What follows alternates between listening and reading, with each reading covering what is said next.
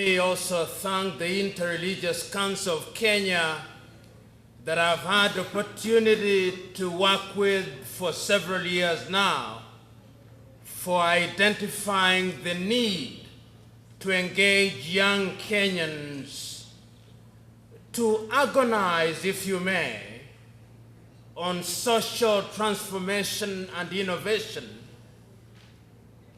under the theme towards a socially transformed Kenya. Many of you will know that this agony is not a new thing. When I listened to him saying that I would give the keynote in place of my good friend James Mwangi, my mind went back. It went back to the 24th day of May 1963.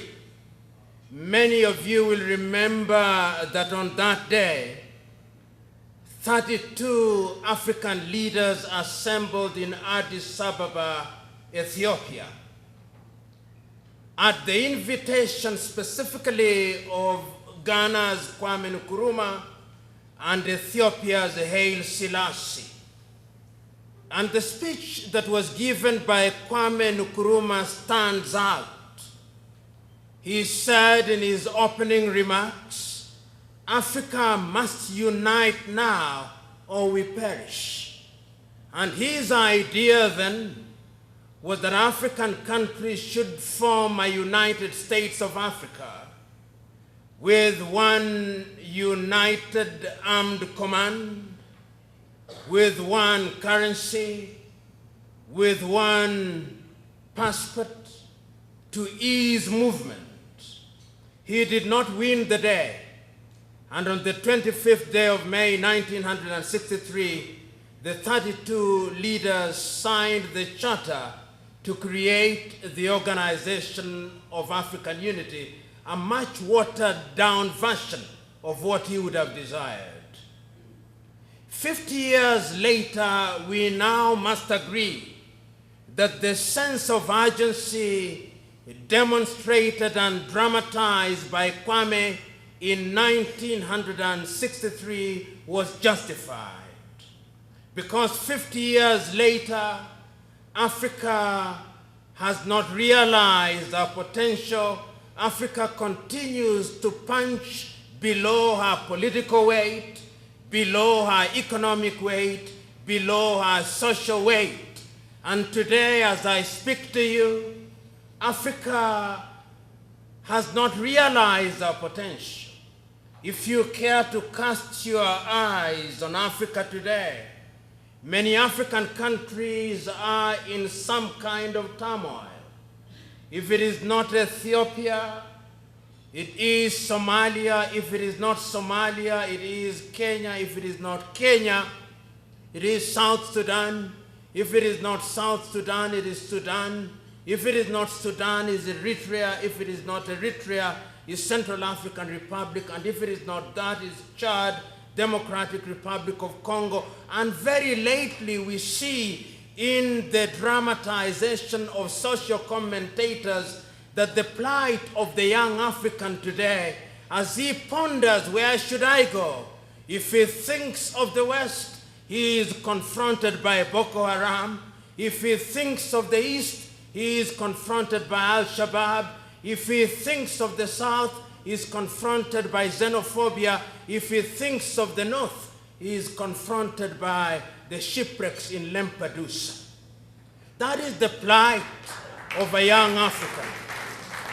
So today, as we gather here today and we see our young men and women grappling with the issue of social transformation in our own country, we must remember that this is not the first time that young Africans are agonizing over this issue. And yet again, even as I thought of Kwame Nkrumah, I thought of yet another speech delivered on the 31st day of January 2014 by the chairperson of the African Union, Nkosazana Dlamini Zuma, when she was articulating her vision of Africa 2063. In an imaginary letter written to an imaginary African, Nkosana Dlamini Zuma acknowledges that Africa may have lost her first 50 years, but she must not lose the next 50 years. And without quoting her verbatim, she says, among other things, that she looks forward to an Africa in 50 years' time where the Congo, Angola, and Zambia will be the production hubs of Africa. She looks forward to an Africa where Rwanda, Uganda, and Kenya will be the equivalent of Silicon Valley in the United States of America, and looks forward to the day when Accra in Ghana will have replaced Brussels as the home of cherished chocolates. It is a good speech and a good hope because the agony is genuine and felt. And it is true that many African countries are in a state of agony, but it is also true that it is a time when as countries we must agonize. I remember not so long ago, 20 years to be exact, there are men and women in this room who shared this agony when there was struggle against the Kanu regime. I remember the many meetings at Ufungamano when the religious bodies and faiths ignored their differences and came together on the realization that our fate as Kenyans was one, and is out of the pressure of the religious fraternity. Professor Al-Busaidi was in the forefront in those days, those difficult days. I remember those days when SUPKEM raised its voice, when the National Council of Christian Churches raised its voice, when the Hindu Council raised its voice, when the Episcopal Society raised its voice in unison and with unanimity, that the long-term health of Kenya not only required but demanded that we must forget our ethnic extraction and that we must come together as one. Those were days of agony. And we thought then that a new constitutional dispensation would be the cure for our problems. We thought that if we had a new constitution, then Kenya would change. It took 20 years from the year 1989 for us to realize a new constitutional dispensation. And on the 27th day of August, in the year 2010, in the presence of both God and man, assembled as we were at Uhuru Park, we gave unto ourselves a new constitution, and many believed that that would mark the beginning of the end of our problems. Today, there are those who think that that constitution has many promises, but yet we must work at it.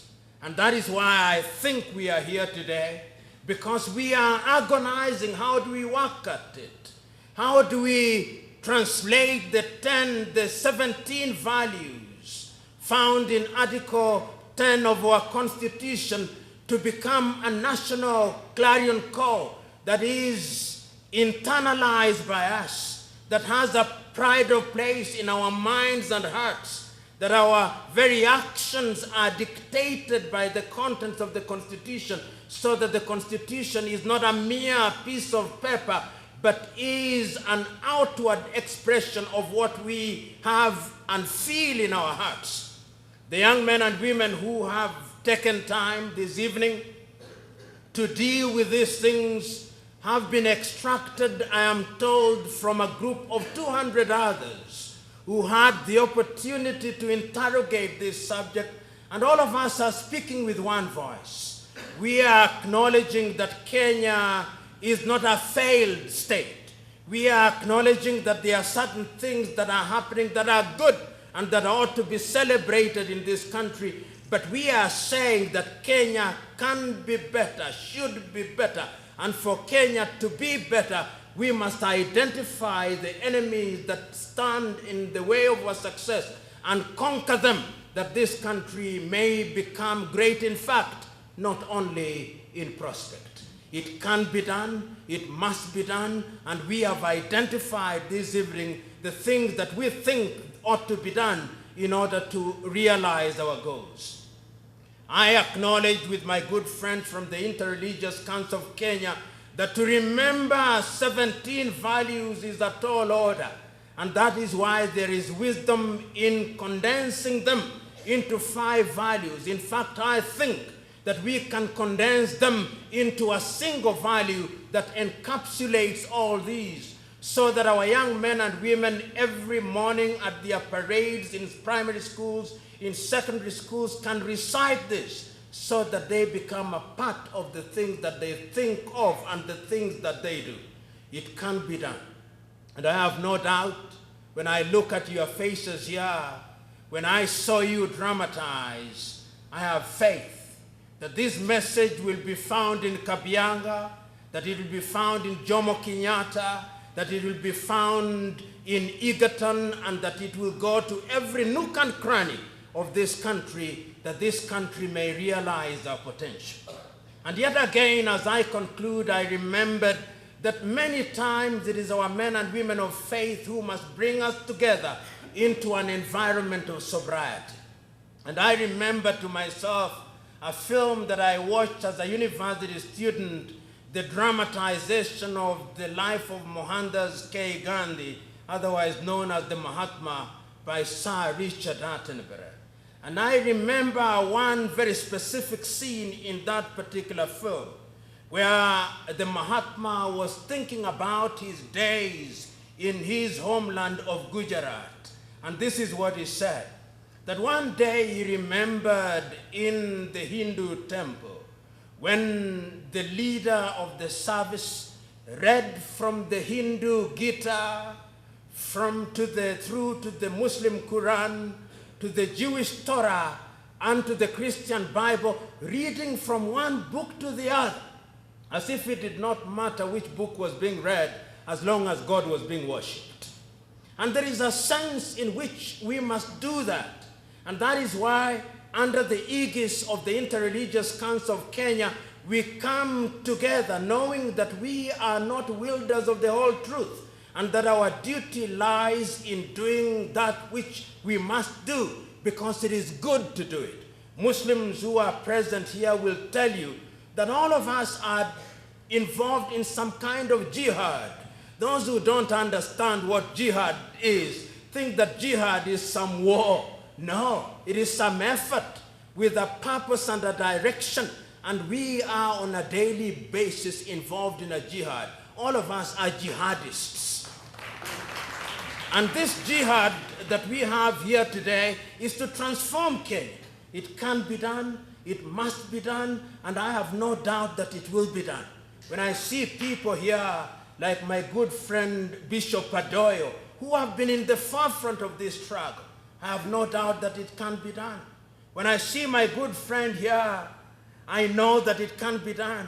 When I see Professor Al-Busaidi, and I know that you are now retired out there in Malindi, but you can rest assured that there is a successor generation, because all the races in the world are but a relay race. Your generation passed the torch to our generation.